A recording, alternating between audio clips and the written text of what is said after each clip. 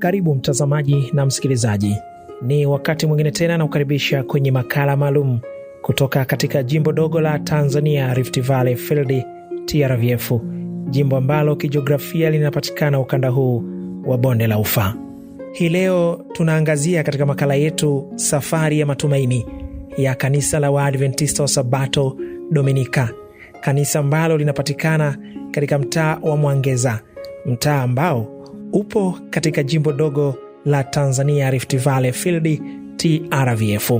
Karibu mtazamaji na msikilizaji. Mimi naitwa Jackson Mwarangi Sekiete kutoka idara ya mawasiliano, kitengo cha habari, jimbo dogo la TRVF.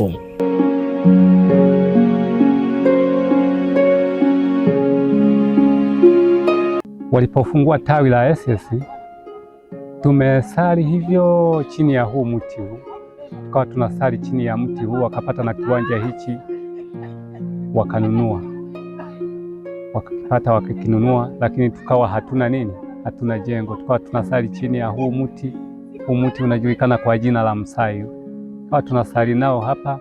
Katika historia ya imani, Mungu mara nyingi amekuwa akitumia maeneo ya kawaida kufanya yasiyo ya kawaida. Kabla ya kuwepo kwa madhabahu, kabla ya kuta za kanisa, lakini kabla ya paa, kulikuwa na mti. Mti huu si mwingine, ni mti wa msai. Kama ilivyokuwa kwa Ibrahim aliyemjengea Bwana madhabahu chini ya miti ya mwaloni wa Mamre, hata hapa katika kijiji cha Dominika ibada ilianza bila jengo, lakini kwa imani. Kwa wakazi wa kijiji cha Dominika, mti wa msai haukuwa tu mti wa kivuli, ulikuwa ni kanisa, ulikuwa ni mahali pa sala, ulikuwa ni ushuhuda wa imani. Chini ya mti huu wa msai, sauti za maombi zilipaa, nyimbo za sifa ziliimbwa, na tumaini likaendelea kuishi Dominika. Kwa majina anajulikana kama Makonda Kisasu, ni mshiriki wa hili kanisa la Waadventista wa Sabato ambalo lipo katika kijiji hichi cha Dominiki. Kubatizwa kwangu, nimebatizwa mwaka 2005. Lakini katika kubatizwa kwangu hapakuwa na kanisa mahali hapa. Nilibatizwa katika kanisa la Unyankindi Singita. Tukarudi hapa, tukawa tunakwenda kusali Matele. Na hapa katika eneo hili hapakuwa na jengo lolote la ibada wala washiriki. Lakini mnamo sasa mwaka 2006 wakaja watu kutoka kanda ya Ziwa kama familia 3 hivi, ambazo zilikuja zikakaa hapa katika kijiji hichi. Wakawa wanakwenda nao pia kwenda kusali huko Matele.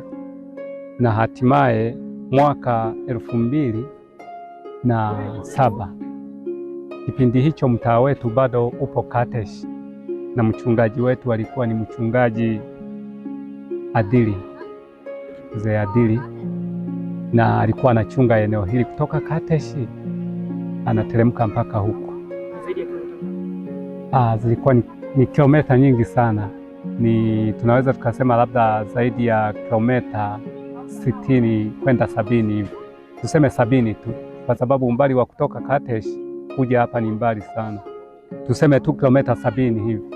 Yule mzee alikuwa anajitoa sana kwa kazi ya Mungu.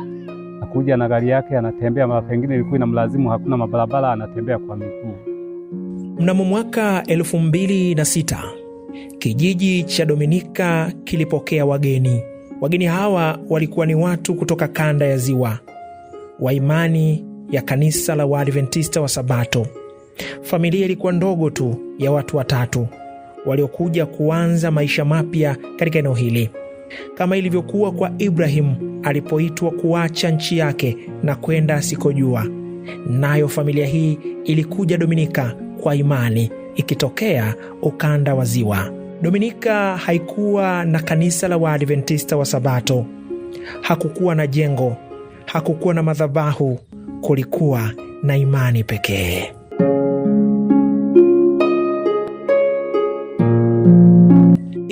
kuendeleza imani yao, watu hawa waliotoka kanda ya Ziwa mnamo mwaka 2006 walianzisha tawi la shule ya Sabato ambalo lilianzishwa katika eneo hilo la Dominika.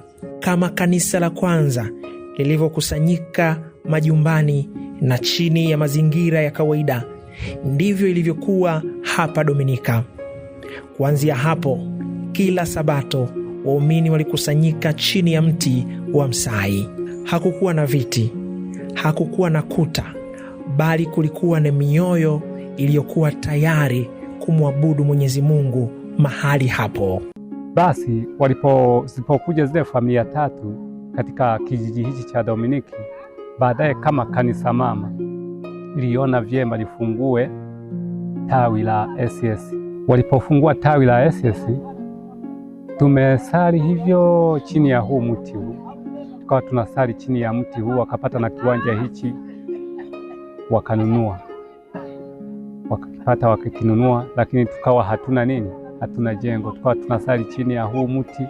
Huu mti unajulikana kwa jina la msayu, tukawa tunasali nao hapa. Baadaye Pastor Adili alikuja akatukuta tuko hapa, akasemaje? Akasema kwamba eneo hili ni eneo la kimishonari, sasa inapaswa lijengwe kanisa mahali hapa. Pastor Adili akapima namna ya jinsi kanisa litakavyokuwa. Akasema kwamba hapa ni mahali katikati, ukiangalia jiografia ya hapa na maana ikaonekana kwamba hapa Dominiki ni mahali katikati. Basi akatoa vipimo vya kanisa kwamba liwe la ukubwa kiasi fulani. Bado tunaendelea kupata simulizi ya kanisa la Waadventista wa Sabato Dominika, washiriki waliosali chini ya mti wa msai takribani miaka 18. Historia ilikwenda kuandikwa baadaye na Mungu alijidhihirisha. Mnamo mwaka 2007 hatua kubwa ilichukuliwa. Ujenzi wa jengo la kanisa ulianza. Kama Nehemia alivyoongoza ujenzi wa ukuta wa Yerusalemu katikati ya changamoto, ndivyo waumini wa Dominika walivyoanza kujenga kwa imani ile ile. Miaka ilipita hadi kufikia miaka 18.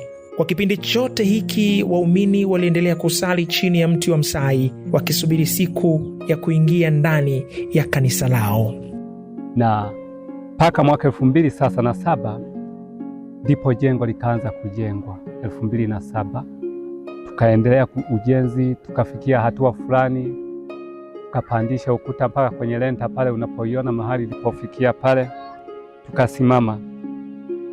Tulipofikia kipindi hicho sasa, mnamo tena mwaka 2013 Pastor Adili akawa ameshahama katika eneo hili, akaondoka, akaja Pastor Mbaga, Justin Mbaga, na yeye akiwa yupo tu Kateshi. Mtaa bado ni wapi?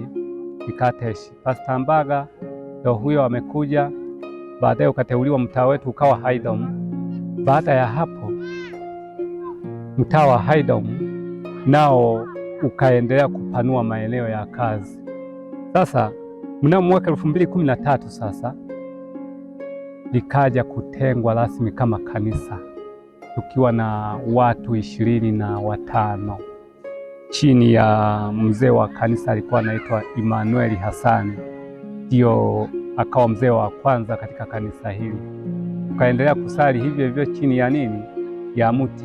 Mwaka 2014 wainjilisti wa kanda ya Mbulu, hii kanda ya Mbulu kipindi kile ilikuwa inaitwa kanda ya Hanangi tu ya Kateshi, wakaja wainjilisti walei wakaweka effort hapa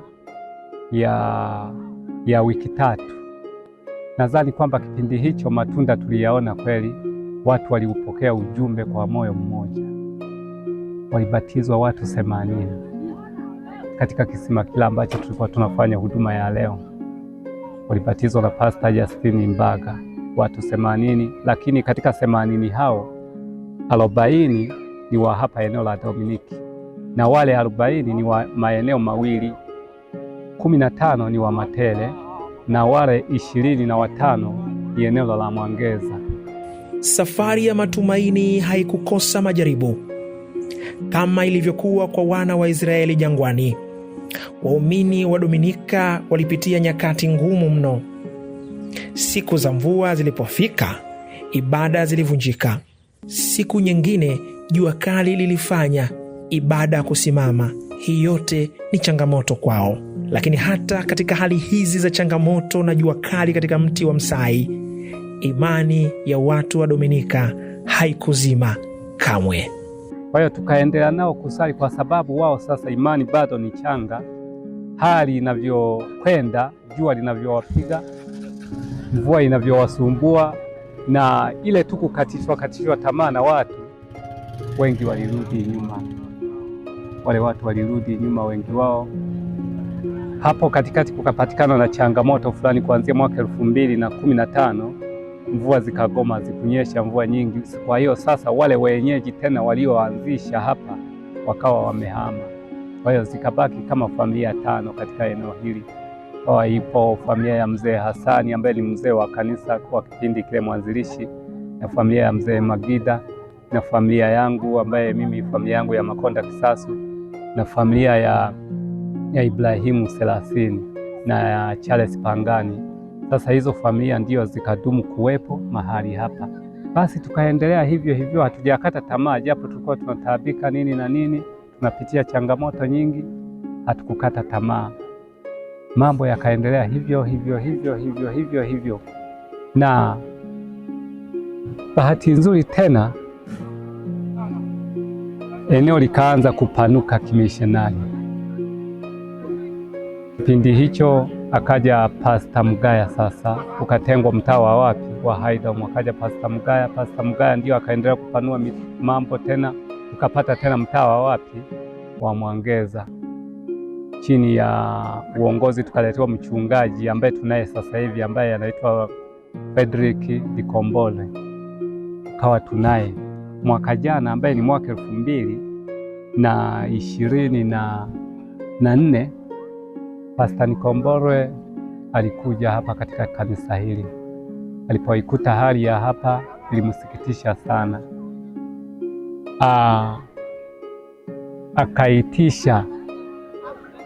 Akaitisha juma la uamsho, lakini malengo makuu katika juma hilo ilikuwa ni kujikita katika maombi kwa ajili ya kazi hii, kwamba tuwezeshe. Na sisi tulilipokea tukakubali. Akatutafutia mchungaji wa kuja kuendesha hilo juma la nini la uamsho. Akatuletea mchungaji alikuwa anaitwa Ngayo. Akaja hapa tukakaa naye, akawa nakaa hapo kwangu, tukaishi naye kwa juma zima, na kweli tukafanya hilo juma. Baada ya hilo juma akaenda huyo mchungaji wetu akaja tena akasema kwamba tufunge mfululizo siku ngapi? 3. Tukafunga hizo siku 3, tunaendesha huo mfungo. Na baada ya siku ya mwisho kwenye huo mfungo, mchungaji alitoa wito kwamba watu wa Mungu ambao wanataka kufanya kazi, kufanya chochote katika juu ya jengo hili, basi wajitoe kwa nia moja, pasipo kushinikizwa. Kwa chochote kile ulichonacho ufanye nini? Utoe.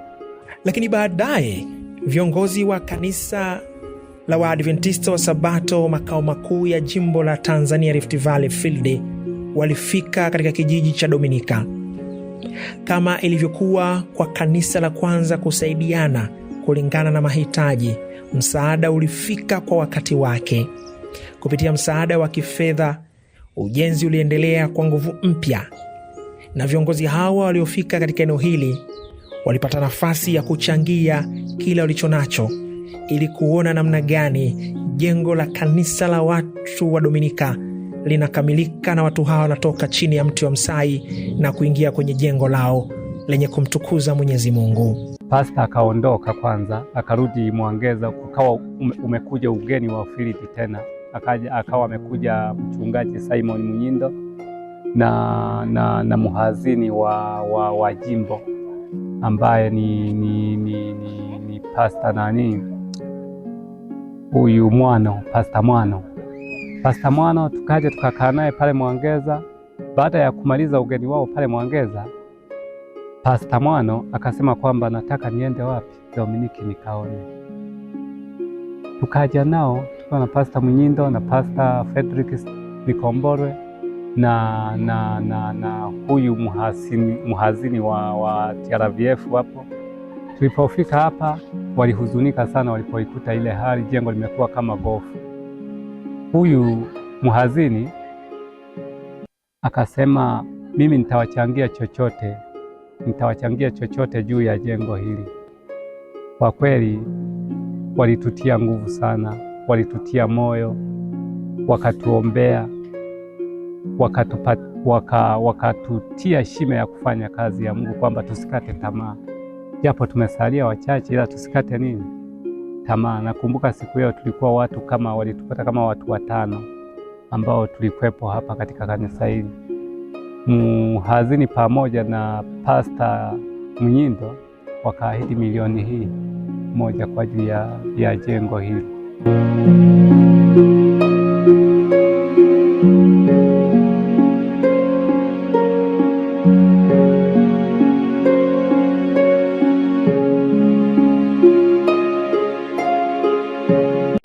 Safari ya matumaini ya Dominika haikuwa ya kawaida katika maisha haya ya ulimwengu wa sasa.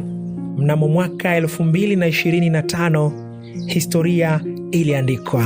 Haleluya! Baada ya miaka 18 ya kuabudu chini ya mti wa msai, waumini wa kanisa la Waadventista wa Sabato Dominika waliingia rasmi ndani ya jengo lao la kanisa. Kama Yoshua alivyoona ahadi ya Mungu ikitimia, ndivyo ushindi huu ulivyoshuhudiwa Dominika. Ninaitwa Mchungaji Simon Eliamini Mnyindo, mkurugenzi wa huduma za wachungaji na familia. Ninamshukuru Mungu kwamba niko Dominiki. Ninapokuwa chini ya huu mti huu hapa katika viwanja vya kanisa la Dominiki, una historia kubwa sana. Tulipokuja hapa na mhazini wetu mhazini Elda Mwano, ndipo tulipowakuta watu wa Dominiki wakisali chini ya huu mti huu. Wanatuambia kwamba wamesali chini ya huu mti kwa muda wa miaka 18, na kanisa hili likiwa limejengwa, limekuwa kama gofu, limekuwa katika hali ya namna hiyo. Siku ile tulisikitika sana, ni kama tulilia machozi, maana kanisa kusali chini ya mti kwa muda wa miaka yote hiyo, na kanisa jengo liko hapa, tuliona kwamba ni uchungu na ni huzuni kubwa. Lakini tuliwachukua wale washiriki waliokuwa hapa pamoja, tukaingia nao katika kanisa hili, tukaanza kuhojiana pamoja nao, tukawatia moyo. Na ni kweli kwamba siku ile tuliomba pamoja nao, tukawatia moyo kwamba yawezekana kutoka chini ya mti kuwa ndani ya kanisa. Na ndipo sasa ikatokea kitu kimoja tu. Waliposema kwamba tuko tayari kujenga, tuko tayari kutoka chini ya mti, mwazini wetu aliyepita akasema basi na sisi kama TRVF tutafanya kitu. Kama ninyi mmekuwa tayari, basi tutafanya kitu cha kuatia moyo.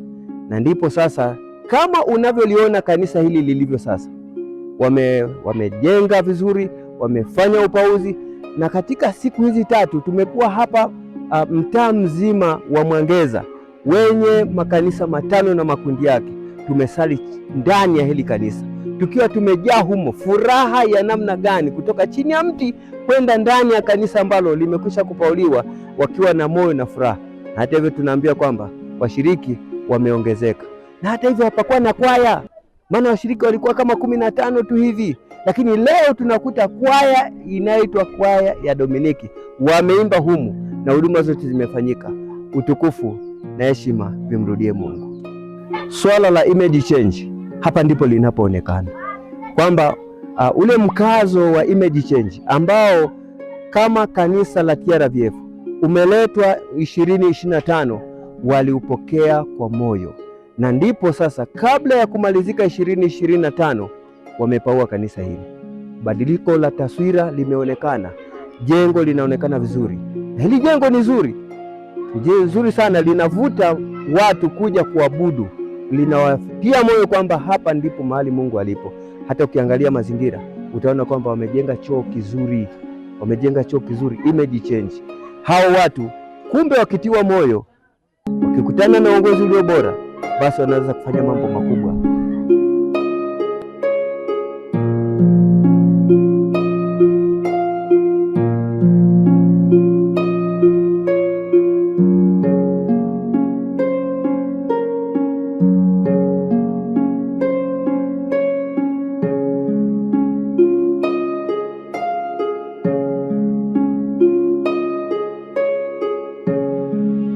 Leo hii Dominika imekuwa eneo lenye fursa kubwa ya uinjilisti.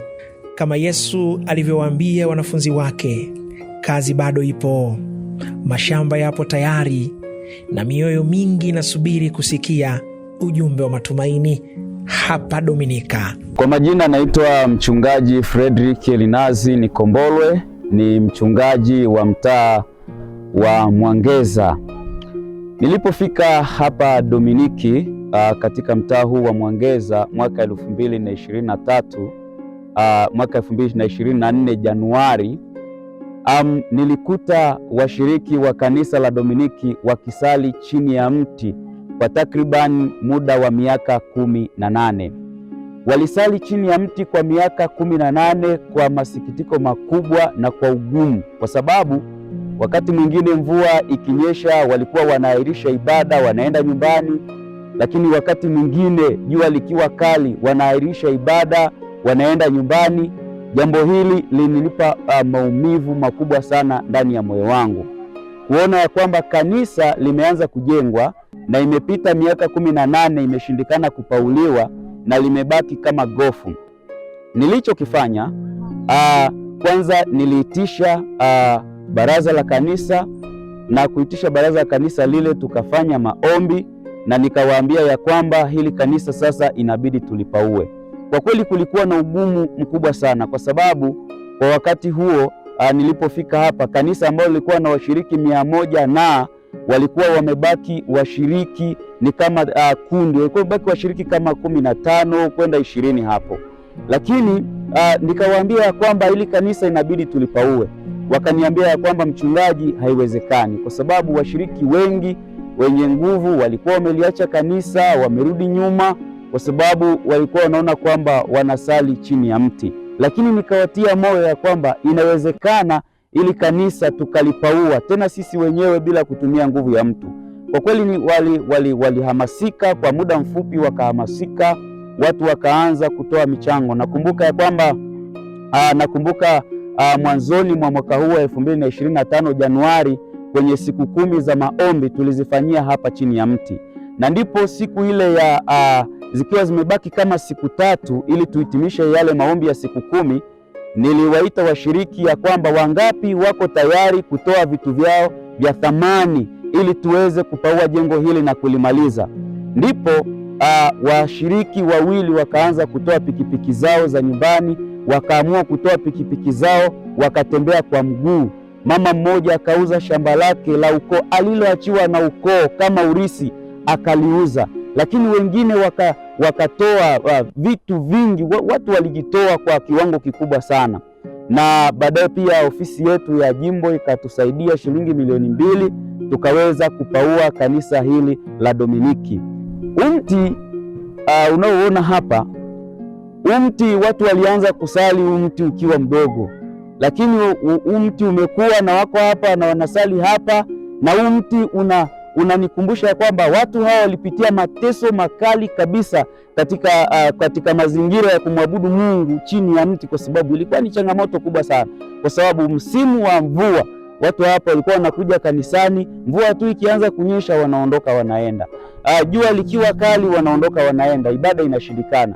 Kwa hiyo hata ibada zilikuwa zinafifia kwa sababu watu walikuwa hawana jengo. Huu mti una historia kubwa sana na unanikumbusha jambo kubwa sana. Nakumbuka tuliwahi kupiga magoti chini ya huu mti ya kwamba Bwana, tunaomba siku moja uweze kutuondoa chini ya huu mti tuweze kusali kwenye kanisa.